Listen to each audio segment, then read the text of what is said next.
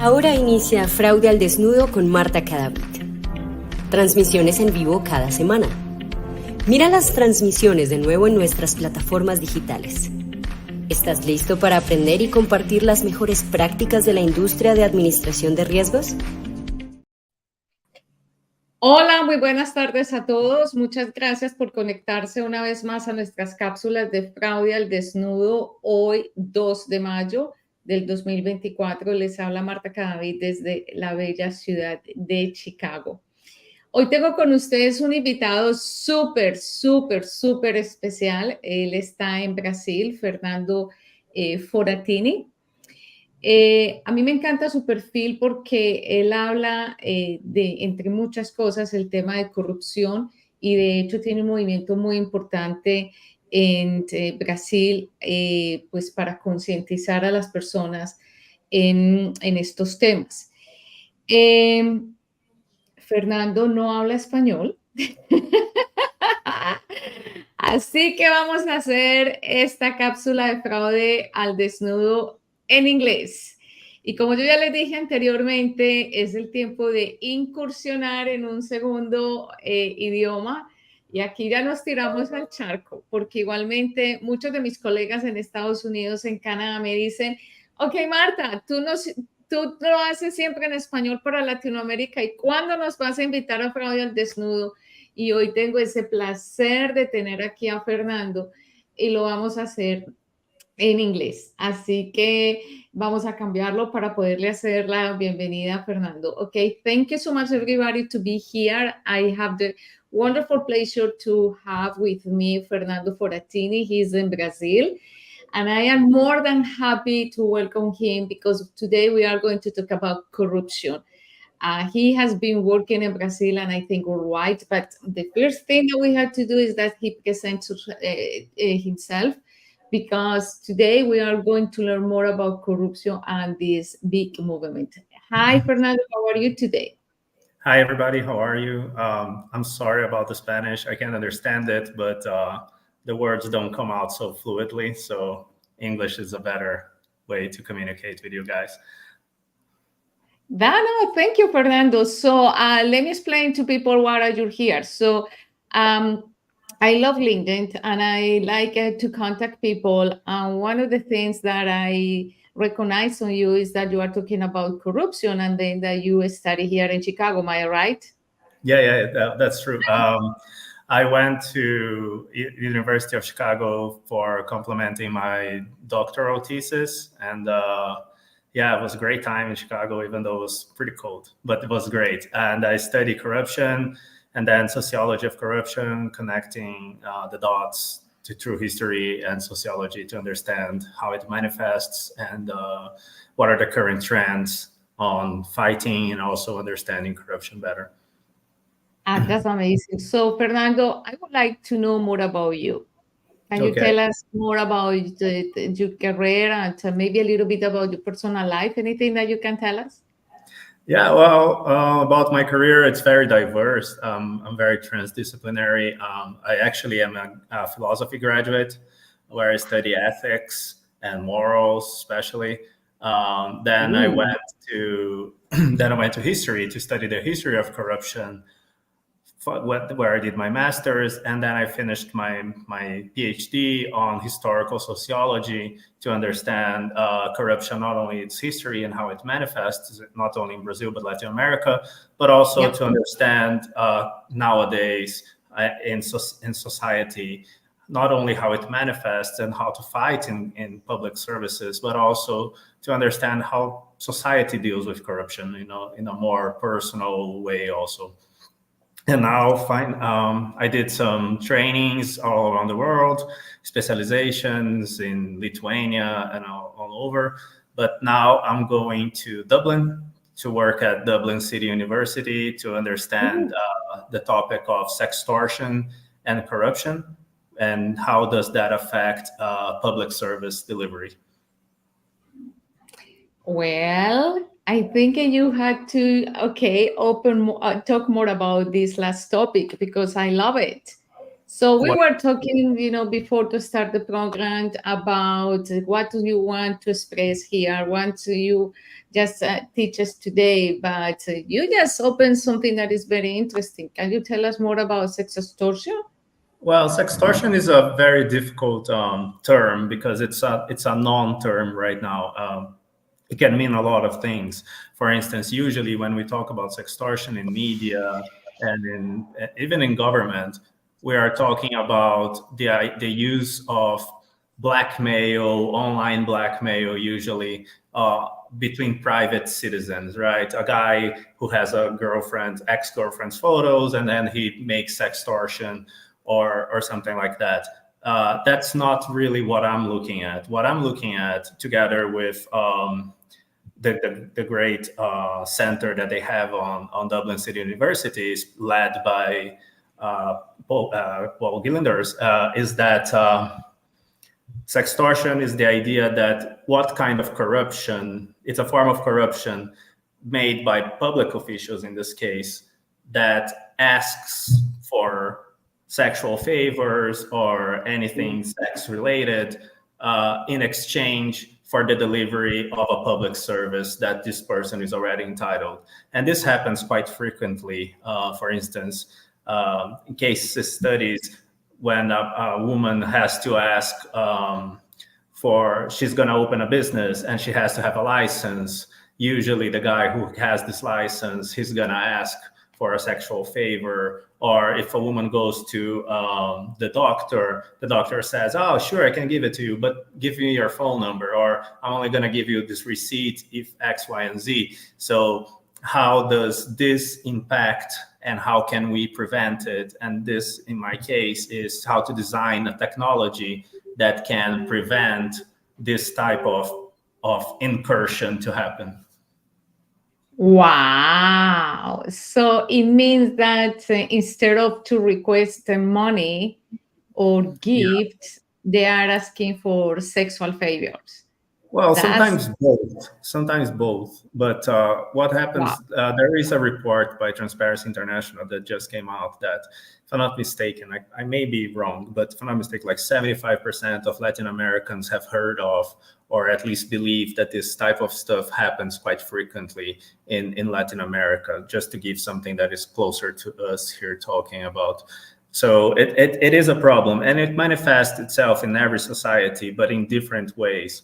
So if a woman is more dependent or more fragile situation towards medical bills, etc., it will happen there. But if a woman is in a high position job, it will also happen, but in a different way. It's going to manifest itself. So it happens in every country, but it happens differently. And that's what's interesting, because unlike most of corruption studies that we have, that it's very homogenizing, right? It's very, how can I say? It's like almost a one recipe fits all. This type of study requires deep cultural and sociological studies to understand how can we prevent this, because one size fits all measures are not going to work, because each country is going to manifest itself differently. No, I agree. So you remind me something. Last year, I had the opportunity to work with some colleagues in the Red Cross Society. They were we were in Panama training around 30, 35 people from different countries in Latin America.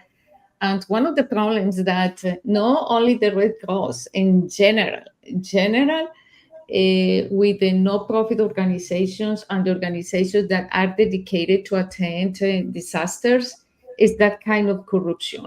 Really? Now that you mentioned, yes, now, yeah, it's very interesting now that you mentioned that the position of the person asking for sexual favors and the another position that is maybe in a low level, Yeah. in a weak position. So they told us that in this kind of disasters, perpetrators, corrupt people, use the disaster to ask for sexual favor, to give food. Yeah. just to provide the food that the people need and the situations they ask for that. Yeah, yeah, I'm not surprised, but yeah, I haven't thought of this specific, especially regions that have a lot of earthquakes and stuff like that. I can totally see this happening. Which is what is interesting is that it's a non-topic. When I say it's a non-topic, it's because nobody talks about, for some reasons. Well, first of all, corruption. Nobody talks about corruption, but this type of corruption, it's even more hidden because it's a form of corruption that there's a social stigma to it. Yeah, Like shame. nobody, yes, exactly. Nobody wants to be known as the woman who got arrested. And not only that, usually when they say it, the question is, oh, what did you do to provoke this? Oh, Yeah. what were you wearing, or stuff like that. So it's always the woman's fault, to a point that the woman just say, I'm not gonna say because it's not gonna end in anything. And not only that, I'm gonna be ashamed. My husband may drop me and stuff Yeah. like that. So it's a even more hidden form of corruption because it has layers to it. Yes. And just to add a little bit of more salt to the wood, it's not only women. No, it's not It's only not women only at women. all. It's, yeah, because we need to be clear.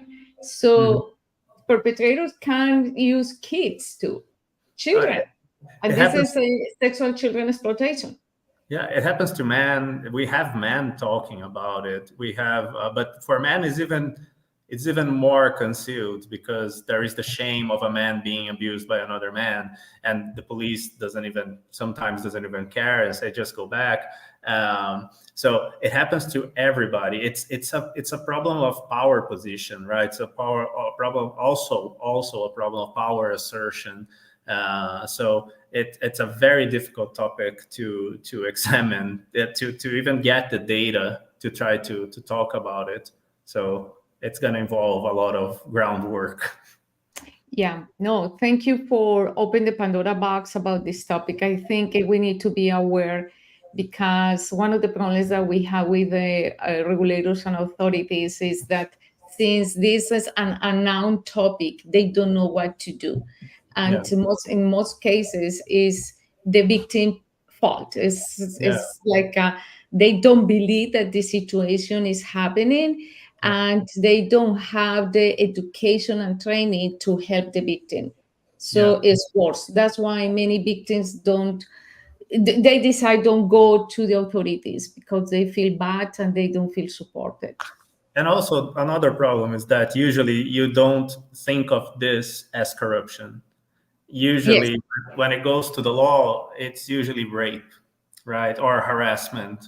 And what is important is to unite those things, because if you tackle it also as corruption, it stops being just one person that is doing this, one agent that is doing it, and then you have to look at a whole structure that permits this to happen. And usually governments don't like this scrutiny over the whole system that allows women to be, not just women, but it's mostly women, but people to be in this fragile condition, to be sexually exploited. No government wants to be associated with that, because since it's a hidden subject, when you investigate, it's going to blow up the first numbers, right? And then it's going to normalize. But no government usually wants this to be linked together. No, it's let's be clear, Fernando. So it's very hard to talk about corruption, and now Yes, exactly. I'm putting sexual flavors. I don't think it's easy for anybody. yeah.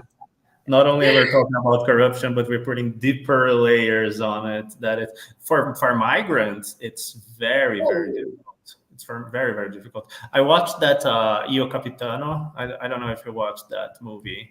I Am the Captain. It's a movie that was competing for the Oscar about I don't remember which country from Africa he was, and tries to go to Italy for a better life. It's a story about a kid trying to go to Italy for a better life, and I felt very very naive, actually, because there was so much things that happens to immigrants when they're trying to go cross those borders. The number of exploitations that they face to reach the step of the journey that I felt very naive, and one of them is obviously sexual exploitation. Of course. Yeah, and one of the biggest problems. So this is the movie, and we had migration movements around the planet since we have a lot of problems now in different countries. So you are talking about the movie now, but if we put this in the context in Latin America, with all of these people trying to move from South America to United States, the Darien region, so that is part of Colombia and Panama, is a horrible path for them. It's a immigration corridor where everything happens there. It's unbelievable, crazy, hard, and criminal groups and are just having a party there in terms that they are making a lot of money. We have now problems about sexual exploitation for women, kids, children, of it, and in fact, people are dying there. Yeah. And every time that they crossed borders in each country going through Central America to United States, they face different problems. Yeah. And it's very complicated. So I think today you talk about something really important about this kind of corruption. And I appreciate that you let us know that it's not only to receive money or to ask for money or different gifts, but sexual favors is considered also part of corruption. Exactly. Okay. Sorry, I didn't light the mood up too much. No, that's amazing. No, I love it. So I would like that you talk about the movement, the consortium that you lead. I'm co-founder of the Corruption in the Global South Research Consortium. I stepped down recently from the directive of operations because I'm going to Dublin and other. So, but it's a hub for US professors mostly that studies corruption in the Global South. It's a huge hub. We have a lot of professors and researchers that study, and we're very pleased because we're bringing a different approach to corruption that academia has hidden from this topic for a long time. Since until the 2000s, very little professors, researchers actually dig in too much into the topic of corruption because of historical reasons. But now people are getting back to the topic and getting back avidly. So people are being really critical, like, hey, why hasn't this worked? And actually, in some countries, it's actually worsened the situation since the 1990s until 2010, until 2000, especially. In 20 years of fighting corruption with very little criticism and a lot of money, why hasn't this worked? And now we're looking at, this index here, it's kind of faulty. This, etc. So I'm very optimistic of how this integration between academia and NGOs and international organizations are going to be pushed forward. One of the reasons is, for instance, if you look at UN last anti-corruption convention, when they looked at it, they recognized, well, we have been focusing on the wrong parts. This hasn't been completely transparent, and also it went to unchecked to a point that it wasn't fair. It wasn't a fair measurement between countries. Let's put it like that. Some countries were heavily penalized, and what people sometimes don't get is that if the index is not almost perfect, or at least structured to be a little bit more fair, some countries lose revenue. Like, I'm not going to give aid to this country because he's so poorly on this ranking. And then sometimes it's not that clear cut, right? Because one, let's talk about the major ranking, which is the Corruption Perception Index. One, it's a perception So perceptions are very deceiving. Of course, it's a good benchmark. It has other rankings. It's kind of like a grouping of some rankings and some questionnaires, but it's still a perception index. So to perceptions, sometimes it takes a while for perceptions to change. If I grew up in a country where it's perceived to be corrupt, since I was born, people are telling me this country's corrupt, it has no way to go forward, et cetera, et cetera. Even if it has made some changes that are marginally better, I'm still going to perceive it as corrupt. But if I'm born in a country where I'm told, hey, there is no corruption here, et cetera, it's going to be very difficult for me to change my opinion all of a sudden, even if the country is passing through corruption. This is just one of the problems, but it has serious implications, because a company is going to look at it and is going to say, I'm not going to invest there because it's corrupt. It's going to be costly for me, and maybe I can get embroiled in corruption. It's not good for my brand. Or, an NGO or an IO can say, no, I'm not. So right now, academia is looking at it and saying, we need better measurements. We need better ways to look at corruption more critically. Oh my God, what a wonderful conversation. So many people who watch this program works as an auditors and in MEL departments, anti-money laundering departments, due diligence departments. And then one of the, how can I say, measurements is the corruption index. But nothing is black or white. There are companies who are they are almost perfect, transparent in countries with high level of corruption, or companies with sound ethics problems where the corruption is too low. So it's really low. So we cannot see the corruption side like a black and white, and just because the perception in my concept, but I am not a specialist like you. In my concept, the term perception is how I feel about something, how I see the things about something. Okay. And then you explain to us about if I live in a corrupt place and everybody is corrupt. Yeah. Okay. So what is the problem about ethics?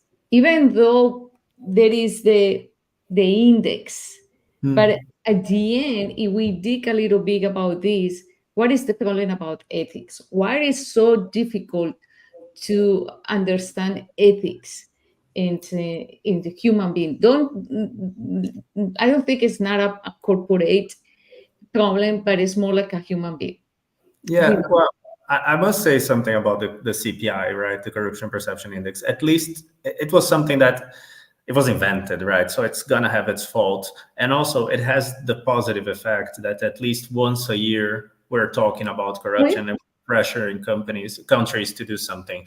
On the private side, compliance has something that has grown so much lately, and it's very costly for the company to implement a compliance program, and they want results, right? They don't want to be embroiled. I'm not looking at naively. Sometimes they do it because they want to be favored. It depends on the country's law. Sometimes the country's law favor them if they do the compliance, but they don't follow. That happens because, again, we're human beings. Also, that's what you said. I agree with that.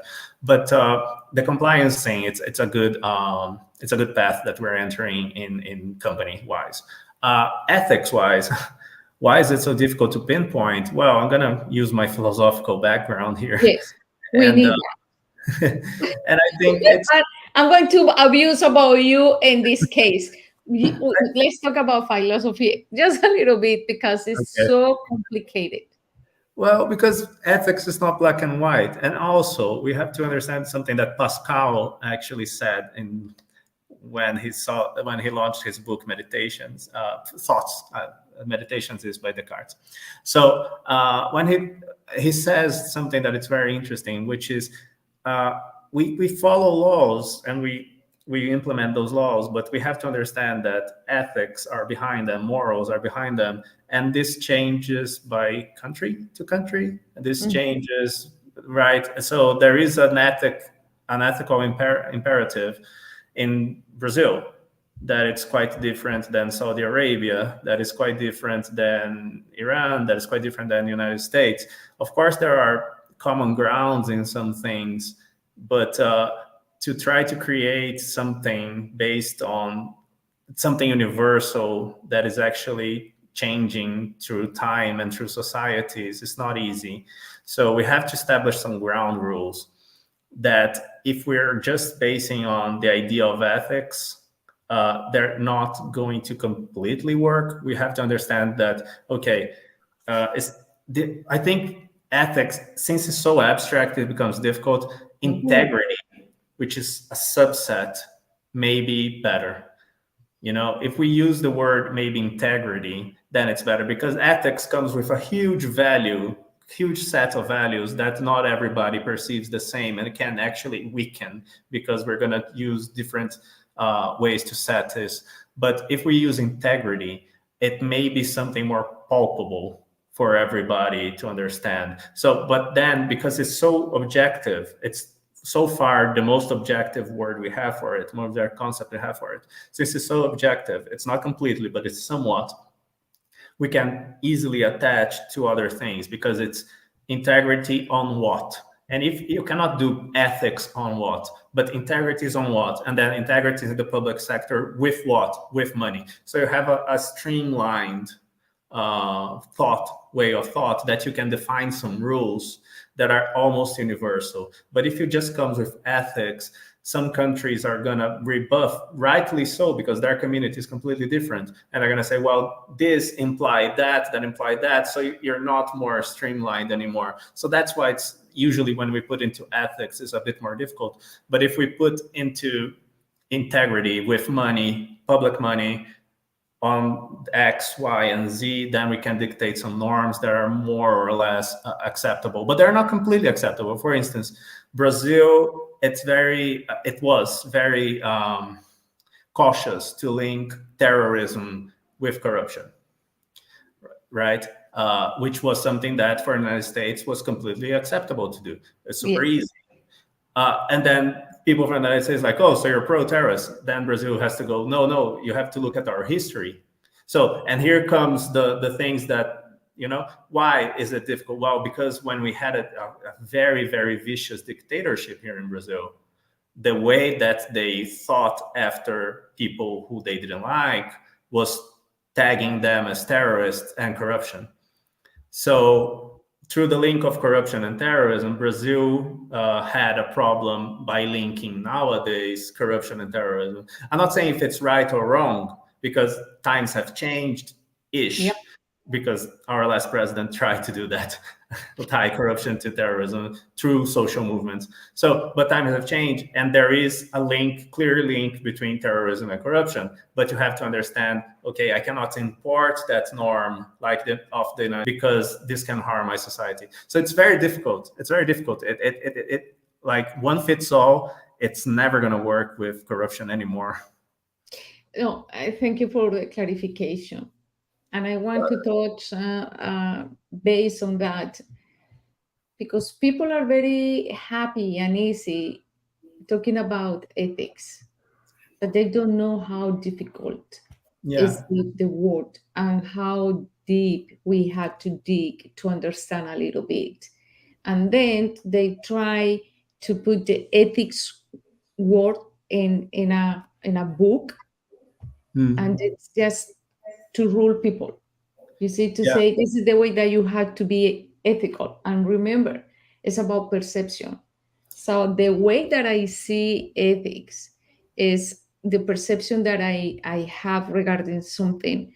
And that's why it's better to use integrity instead of to think about to be ethical. It's a very complicated, because in my case that I have to deal with the bad, the ugly, and the good of a human being every day, I can see that there are good people doing bad things. But they say, I am ethical, I am good person, but I have to steal money. I had to sabotage the company. I sold the information of the company, but I am still a good person. I am good father, I'm good mother, I'm good employee. So that's the problem, the perception that we have. So the explanation that you provide, Fernando, is really amazing. And here we can conclude that instead of to talk about ethics, let's talk about integrity with something and attach that integrity with something that we can follow in the corporate arena. Yeah, but that's the difficult part because, for instance, it's difficult to talk about something very abstract, but also we need to talk about ethics also. That's the difficult part because it is important to talk about it. For instance, for a company, I see why company usually use the word ethics, because they're saying to their employees, okay, I know that outside it means X, Y, and Z and can mean anything. But right here, right now, this is this company ethics code. And this is our values. And we can impose on you because that's our perception of our set, that's what we want. And you guys have to follow that because you're employees. You signed the contract, right? So you're abiding by our code or values. That can change and should be also constantly reevaluated, right? Because you want it or not, it's just some people deciding, hey, this is the best, this is not the best. But sometimes things should change because what was perceived as a correct use, normal use nowadays, a lot, it's not anymore, right? The companies in the 60s and the 70s, especially like in the 50s, were a very difficult place to work. If you were a woman, it was very difficult to work in a company like that. But nowadays, and that was perceived as, oh, it's fine. So codes have to change with society also. So companies have to be aware that it's not just we can impose this because this is what we want, because sometimes society change and you have to do also well to your employees. So it's a very difficult thing, and the companies are trying to figure this Rubik cube because it's society is changing very fast lately. Yes, we had to be flexible and adaptable. We had to be able to adapt to society. The values change, and companies or the top of the head has to understand that employees are human beings, and they have different perceptions, and we need to align that perceptions with the values of the company. Yeah, I think constant reevaluation is something that some companies right now are trying to get into. Most don't, but some are realizing that actually this is hurting them even in the end result of their product. Because if you don't do, not just with your employees, but if you don't do some surveys with people on, not just on your product and the acceptance of your product, but if you don't do survey with people on how society perceive you, what society wants also from a company, your product is not going to be accepted.